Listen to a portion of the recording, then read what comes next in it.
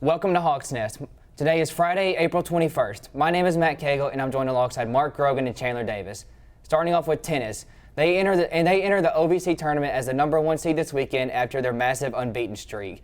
Multiple Red Hawks last night also won all OVC honors, and they are the clear favorites to win the tournament once again. Is that what we expect from them after the season that they've had? Yeah, I would say they're definitely strong favorites to win this tournament. And what a spectacular finish it would be to an already phenomenal season from the tennis team.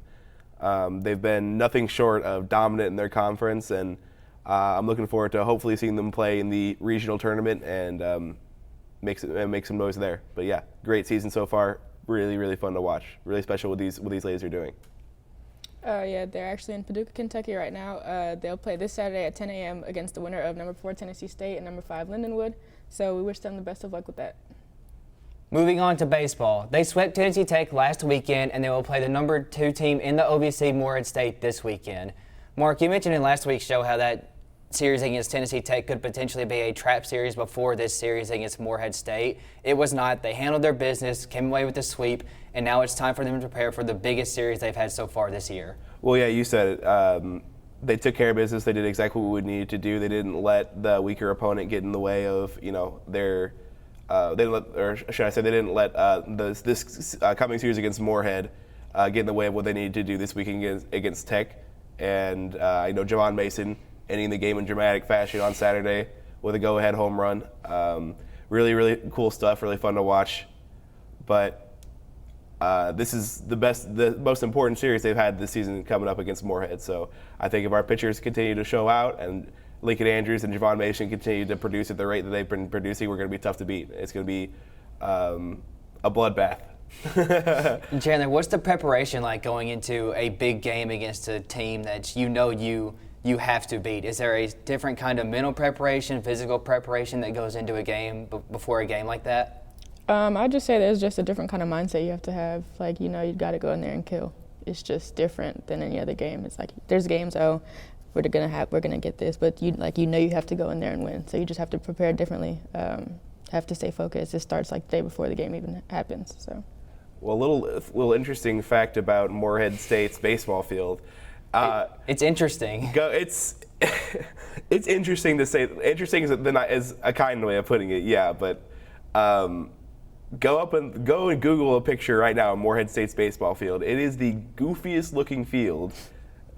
Maybe goofy is the wrong word, but it's the oddest shaped baseball field I've ever seen. It's 290 to right field and like 380 right to center field. Lefties are going to have a field day. Yeah, it's kind of a sidebar there, but it's the weirdest baseball field I've ever seen in my life. Either way, it's going to be a really fun series to watch. Oh, absolutely. Moving on to softball, they lost in a doubleheader sweep against Iowa State on Tuesday earlier this week, and they're off this weekend, but we'll welcome in UT Martin next weekend, and we'll bring you the preview for that in next week's episode. But talking about that game, that doubleheader loss, it's against a Power 5 opponent. You're facing a really good team before the back end of your schedule. There's no real reason to be upset about that loss. No, there's not, and it's kind of weird. That's kind of a scheduling anomaly for SEMO softball. Usually you play your Power 5 like out of conference schools at the beginning of the season, but this time we're facing it where the doubleheader against Iowa State comes on the back half of the season, where we only have 2 out of conference games or series left. So interesting scheduling there, but hopefully it prepares us facing that stronger opponent, facing better pitchers, better fielders. Hopefully it better prepares us for the last stretch of a conference play.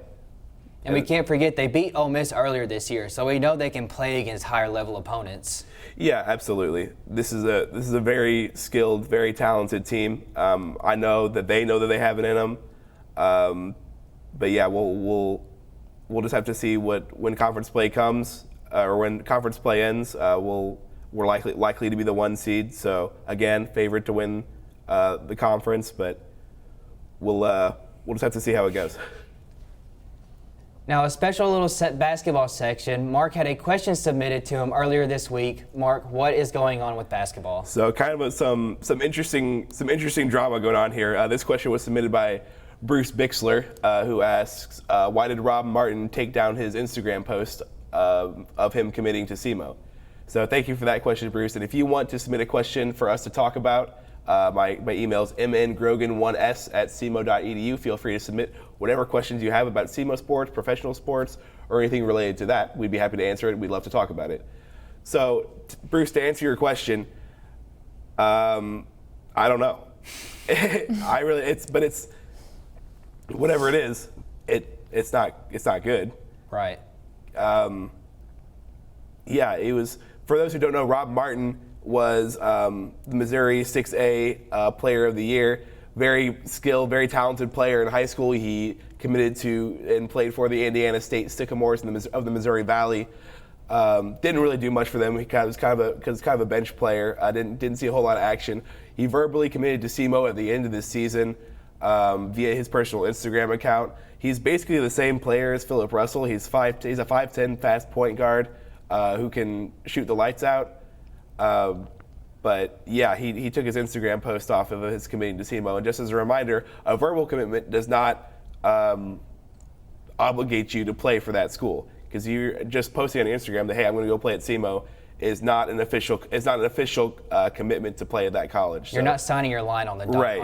You're not signing your name on the dotted line. Right. So it's kind of scary, kind of discouraging, because he did have a visit to SEMO scheduled and canceled on that. So we're trying to get, I've heard from the athletics department that they're trying to get another visit scheduled, but scary stuff, because without Rob Martin, I mean, we definitely done with Philip Russell's future in question. We really don't have a direction for the point guard position right now. So again, we don't know. I'm not saying anything's for certain, because I don't know. Nobody knows yet. So we'll just have to. It's one of the things we're just going to have to wait for it to develop and see what happens, because he could still very well come play for SEMO. Mark, maybe, do you know how long ago his post was taken down? Maybe it's because assistant coach Keith Pickens is leaving. Did you know about that? Oh, I didn't hear about that. Yes, he accepted a job at Texas Arlington, so maybe that's why. It could be that. That could be. That is right. I heard about. Coaches, I saw that earlier this week. Because your basketball coaches play a massive role in recruiting. Yep. So, and that happens quite a bit, to where you saw kind of a similar thing with that happened with Murray State. Mm-hmm. Murray State moved out of the OVC into the Missouri Valley, but the Murray State head coach took a head coaching job at LSU and took all his players with him. So that could very well be it. But again, we really don't know, and we're not super certain of anything regarding anybody's future yet. So remains to be seen. That is all for Hawks Nest. Stick around. Me and Mark are going to bring you some more MLB news. I'm Matt Cagle alongside Mark Rogan and Chandler Davis. See you next time. Welcome to MLB Insider Hawks Nest Edition. Before we start with the Cardinals and how they're playing, let's address the elephant in the room. Max Scherzer has been suspended 10 games by the MLB for using rosin and sweat in what umpires believed were deemed as too sticky of a substance, and they ejected him from the game. Mark, what are we doing here? These substances are legal, yet we're throwing out pitchers for using them. Yeah, I mean, it's what do you define as too sticky? Like, the MLB needs to come up with specific. If you're going to allow the use of rosin in games, you need to have a quantitative amount that pitchers can use in order to have very specific guidelines for pitchers can follow. So you're not just tossing pitchers for using substances which your own league allows. Like, rosin is allowed by the league, and yet we're still suspending pitchers 10 games. Some of the best pitchers in the game, by the way, 10 games for using legal substances. And MLB also has to start being consistent with when they throw players out. Earlier this week, they were in a Yankees-Twins game. One of the Yankees pitchers was checked for foreign substances, yet he was just told to go wash his hands, and he came back and pitched. The Twins manager then was thrown out of the game, but the Yankees pitcher managed to stay in and pitch until he was taken out. Max Scherzer, however, he was also told to go wash his hands, which he did. I believe he changed gloves as well, yet he's getting thrown out. There has to be consistency as to, like you said, what is too sticky, how much rosin can they use, and then if that amount is exceeded, do we throw these guys out, or do we give them a chance and let them wash their hands because we just know anything can happen. Do we just let them wash their hands and go back out there? What do we do here?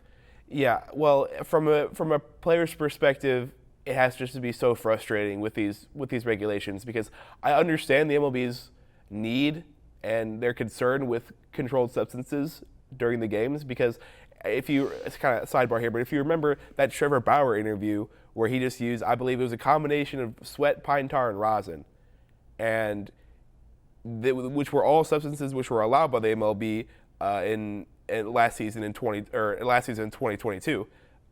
He just ran his fingers through his hair, put some pine tar, put some rosin, put some pine tar in his hand, stuck a baseball to his hand, hold it out like this, and the baseball just stuck to his hand. It just stayed there. So I understand there is a concern to be had for pitchers using controlled substances. However, the MLB's tightened its regulations on the substances in which pitchers can use, but they haven't done it in a way that's consistent. And that's what you were kind of saying. They haven't done it in a way that's fair, clearly defined, and consistent for each MLB pitcher. And that's what needs to happen. Or stuff like what happened to Max Scherzer is going to continue to happen, and teams and players alike are going to continue to get increasingly frustrated with these rule changes. Yeah, there has to be, especially on the pitcher side. They've done a bunch of they stated these rules and regulations, but they just haven't done enough to really set and tell pitchers, this is what we want, this is what you can use, and then we just let them play ball.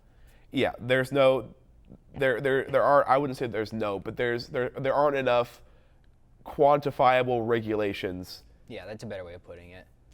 For pitchers to follow. And it's like I said, stuff like this is just going to keep happening. Umpires are just going to keep throwing pitchers out of games until the MLB defines these rules more clearly.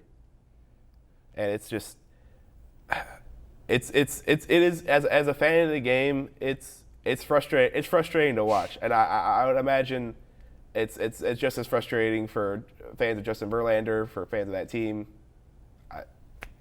Yeah, it's bad. And so let's talk about something. Let's move on to something a little more positive. Okay. Mookie Betts last night played shortstop for the first time in his major league career, and it absolutely excelled at it. He turned a sick double play. Like, that was like, what can't the man do? And I believe I saw earlier this morning where he was in a hospital, sleeping on a hospital couch or hospital chair for a delivery of a newborn kid of his, and yet he flies out after that. He shows up at the stadium. He goes out to shortstop, which he hasn't played since, I believe, it's either his minor league or college days, and he performs at it. Like, this guy is a generational talent. Oh yeah, he's electric to watch. It's unbelievable the things that Mookie can do on the field, and yeah, like that. Dodgers Mookie Betts. Yeah, Dodgers Mookie Betts. To be clear. Yeah, imagine telling a Red Sox fan 5 years ago that Dodgers Mookie Betts would be turning a double play at shortstop. Yeah, it's unreal to think how much the league has changed over the past 5 years. So let's talk about what everybody's here for. They're here for Cardinals news. Still haven't won a series since the Blue Jays. Upsetting. They still haven't won the first game of a series this year as we near the end of April. Big West Coast series coming up against Seattle, San Francisco, and the Dodgers. But there were signs of positive movement. Our starters have been pitching better. Our relievers have been doing well. Offense really hit in that last game against Arizona. We're seeing positive improvement. Yeah, warming trends are continuing for Wilson Contreras, Tyler O'Neill, Nolan Gorman. Yeah, we mentioned last week how Wilson Contreras needed to step it up a little bit. He has done exactly that. Well, yeah, I was never like I was never overly concerned with Wilson Contreras. Bad stretches happen for hitters all the time. He's on a new team. You can take the smallest sample size ever of like the first 15 games he's played, and be like, oh, why? Like, this was.